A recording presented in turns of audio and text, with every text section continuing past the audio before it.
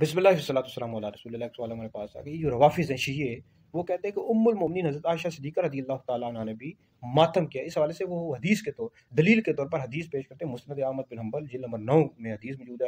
ام المومنین حضرت عائشہ صدیقہ رضی اللہ تعالیٰ عنہ فرماتی ہے، جب نبی کریم علیہ الصلوۃ والسلام کا وصال ہوا تو میں عورتوں کے ساتھ مل کر رونے لگی، اپنے چہرے پر ہاتھ مارنے لگی۔ یہ دلیل کے طور پر حدیث پیش کرتے ہیں، ٹھیک ہے جی۔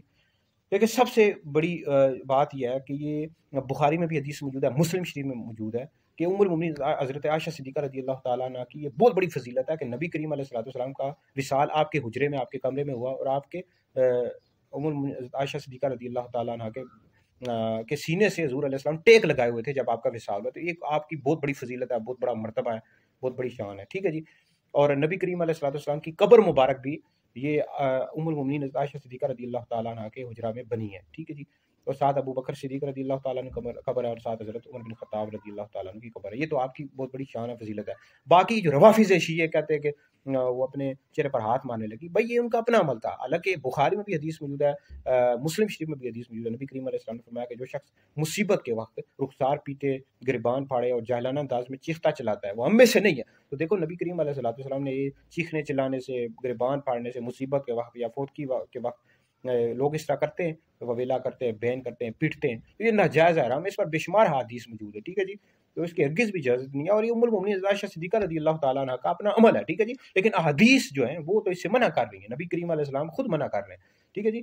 تو دوسری بات، جیسے بخاری میں حدیث موجود ہے، ایک حدیث ہے کہ ام المومنین عائشہ صدیقہ رضی اللہ تعالیٰ عنہ فرماتی ہے کہ جو شخص یہ کہے کہ نبی کریم علیہ السلام نے اپنے رب کو دیکھا، وہ شخص جھوٹا ہے۔ تو اب یہ ام المومنین حضرت عائشہ صدیقہ رضی اللہ تعالیٰ عنہ کا اپنا قول ہے، ٹھیک ہے جی۔ لیکن اہل سنت کا یہ نظریہ ہے کہ نبی کریم علیہ السلام نے اپنے رب کو اپنی سر کی آنکھوں سے دیکھا ہے۔ اس حوالے سے ابن عباس، حضرت عبداللہ ابن عباس رضی اللہ تعالیٰ عنہ اور دیگر کئی صحابہ سے مروی ہے۔ تو اہل سنت کا یہ نظریہ ہے کہ حضور علیہ السلام نے اپنے رب کو دیکھا ہے، سر کی آنکھوں سے جاگتے ہوئے دیکھا ہے شب معراج، ٹھیک ہے جی۔ لیکن ام المومنین تو کچھ اور فرما رہی ہیں۔